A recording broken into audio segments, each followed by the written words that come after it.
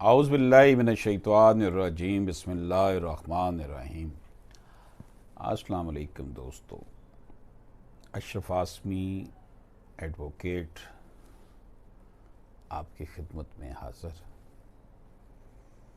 दुआ गो हूँ कि अल्लाह पाक हम सब पर अपना ख़ास करम फरमाए, हमें हर किस्म के जो जुल्म हो रहा है माशरे में उसके ख़िलाफ़ खड़े होने की अल्लाह पाक तौफ़ीक अता फ़रमाए।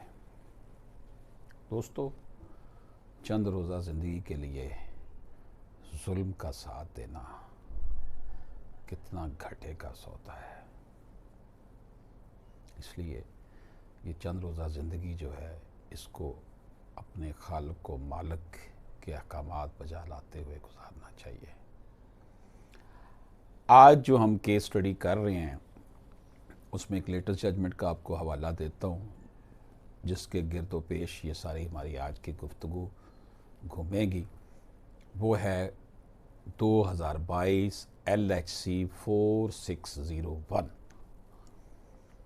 जस्टिस मिर्ज़ा वकास रऊफ़ साहब ने इस केस को सुना और फैसला किया। Mian Babar Rashid versus learned additional district जज लाहौर हाई कोर्ट का ये फैसला है। इसमें रेंट प्रेमिसेस एक्ट 2009 पंजाब की बात की गई है।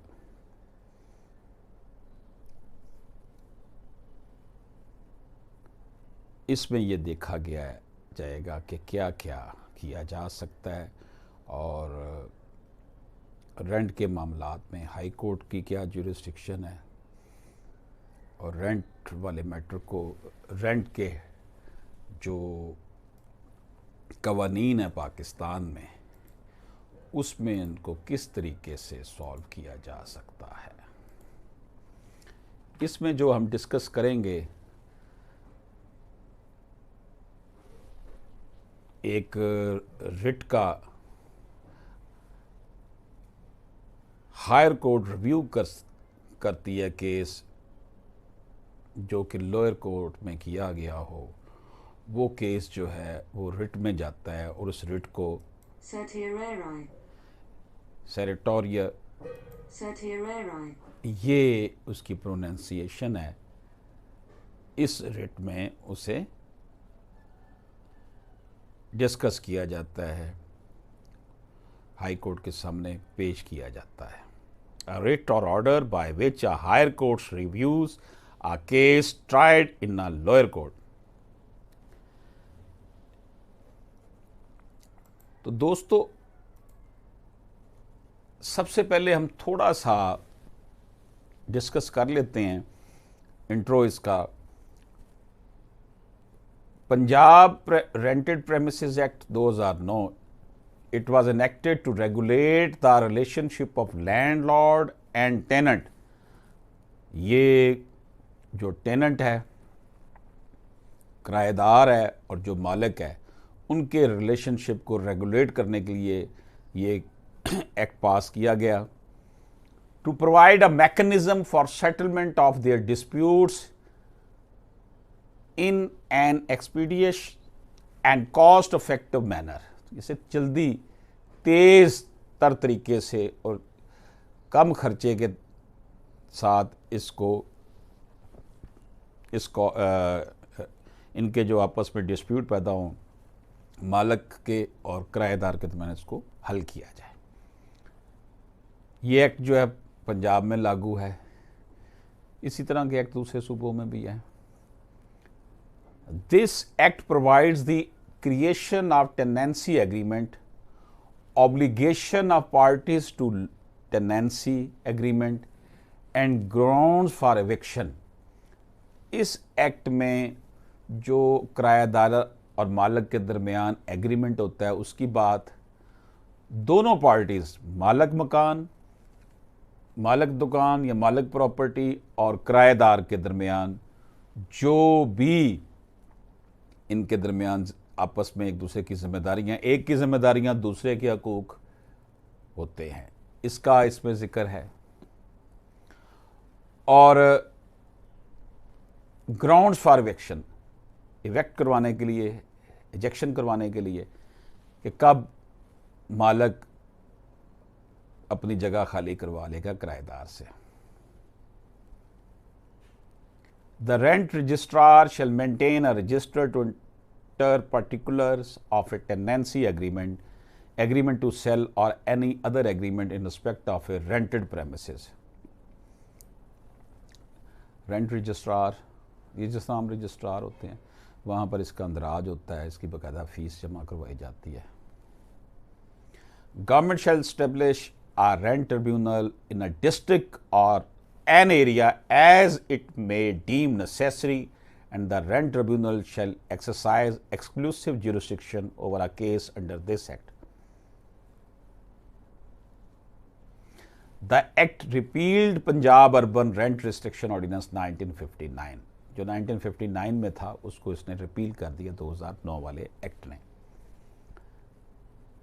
तो ये इसका लॉ का बैकग्राउंड, लॉ में क्या चीज़ें डिस्कस हो रही हैं वो आपकी खिदमत में मैंने पेश की। तो दोस्तों, अगर हम ये स्टडी करें केस लॉ जिसका मैंने जिक्र किया 2022 LIC 4601, तो इसमें जो इशू हम अब इशू के हिसाब से डिस्कस करेंगे ताकि हमारा रेंट का टॉपिक जो है उसमें काफ़ी हद तक चीज़ें कवर हो जाएं। How landlord can prove that the person occupant of his property is his tenant. मालिक ने ये किस तरह साबित करना है कि जो शख्स उसकी प्रॉपर्टी पर काबज़ है वो उसका टेनेंट है, किराएदार है। इसको एनालाइज करते हैं। Honourable high court Mirza Waqas Rauf साहब ने, जस्टिस मिर्ज़ा वकास रऊफ साहब ने इस केस को सुना और फैसला लिखा। After having an overview of the preamble of the act 2009 and the definition of the landlord and tenant, it becomes crystal clear that for invoking the provision of the Act 2009, the landlord has to establish that the person whose eviction is sought from the premises is occupying the same as tenant.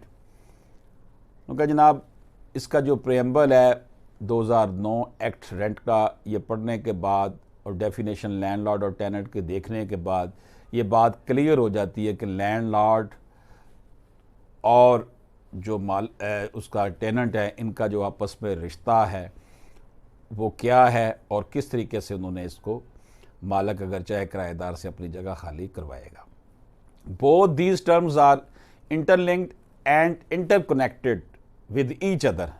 mere fact that a person is a landlord is not sufficient to give a premium to him to get the eviction of the occupant of the premises while invoking the provision of the Act 2009. The landlord has to establish that the person whose eviction is sought is occupying the rented premises as tenant. उसने ये साबित करना है कि जनाब मैं मालिक हूँ और ये किराएदार है। For the said purpose, the landlord has also to prove that the occupant is a person who undertook or is bound to pay rent as consideration for the occupation of the premises by him, her or by any other person on his, her behalf.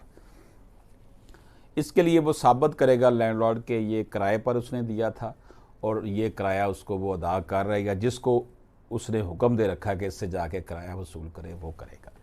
तो जनाब ज़रूरी है landlord अपने आप को साबित करे कि मैं इस प्रॉपर्टी का मालिक हूँ। तो इस हवाले से the landlord has to prove that the occupant is a person who undertook or is bound to pay rent as consideration for occupation of the premises by him, her or by any other person on his, her behalf. तो दोस्तों landlord को ये साबित करना पड़ेगा कि जो बंदा उसकी प्रॉपर्टी पर काबज़ है वो उसका किराएदार है और वो उस किराया उसको उसने देना है। ये इसको डिफाइन कर दिया हमने कि लैंडलॉर्ड किस तरह प्रूव करेगा। अब इसका एक और एंगल, एक और इशू केस लॉ स्टडी के हवाले से, whether one can invoke the provision of the Act 2009 while bypassing the other available remedies for seeking eviction। क्या कोई एक्ट 2009 जो उसकी प्रोविजन के तहत अपनी जगह खाली करवाने की जो सहूलत है उसको बाईपास करके लैंडलॉर्ड कोई और तरीका भी इख्तियार कर सकता है प्रॉपर्टी को खाली करवाने के लिए? तो इसको डिस्कस करते हैं जनाब। One cannot be allowed to invoke the provision of the act 2009 while bypassing the other available remedies for seeking eviction of a person even if such person is an illegal occupant, trespasser or encroacher without establishing that he is occupying the premises as tenant। जब तक ये साबित नहीं होगा कि वो tenant नहीं है तब तक आप ये 2009 वाला एक्ट नहीं इस्तेमाल कर सकते।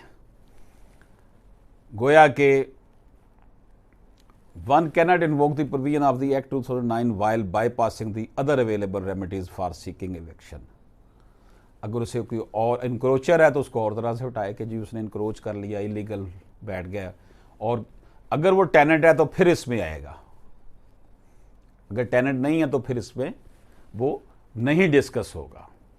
इसी तरह दोस्तों इसका एक और एंगल देखते हैं, what are powers of high court under jurisdiction of writ certiorari. ये मैंने अभी आपको इसकी प्रोनाउंसिएशन भी सुनाई थी कि रिट में जाकर क्या आपको इसमें मिल सकती है हाई कोर्ट में। Through a writ in a high court on the one hand is vested with the powers to correct the errors committed by the inferior courts or tribunal, and on the other hand to annul the acts or proceeding taken by the inferior bodies without any lawful authority। अगर rent controller ने जो tribunal बना हुआ है उसने कोई ऐसा काम किया है जो कि कानून की नज़र में ठीक नहीं है तो फिर आप हाई कोर्ट में रिट में चले जाएंगे और हाई कोर्ट उस आर्डर को दुरुस्त करने का जो है वो हक रखती है। ये दोस्तों हमने एक और एंगल रेंट के हवाले से देखा कि tribunal and high court has power to correct the errors committed by the inferior courts, tribunal, and annul the acts or proceeding taken by the inferior bodies without any lawful authority।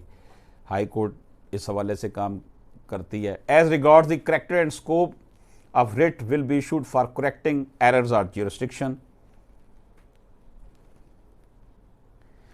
writ जो है,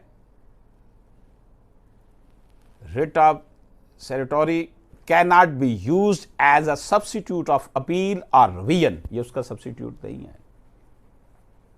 तो दोस्तों आज हमने rent के हवाले से गुफ्तगू की, केस लॉ स्टडी के हवाले से कि रेंट कंट्रोलर के पास आप केस करेंगे कि जनाब ये किराएदार है मेरा और ये जगह खाली नहीं कर रहा या किराया नहीं दे रहा, जो भी आपके मामलात हैं सारे के सारे रेंट ट्रिब्यूनल में जाएंगे, रेंट कंट्रोलर के पास जाएंगे जो कि सिविल जज होता है। दोस्तों इस दुआ के साथ आपसे इजाज़त चाहता हूँ कि अल्लाह पाक हमें आसानियाँ तकसीम करने वाला बना दे। अल्लाह पाक हमें सच्चा और हकीकी बाअमल मुसलमान बना दे। इजाज़त दीजिए। अल्लाह हाफ़िज़।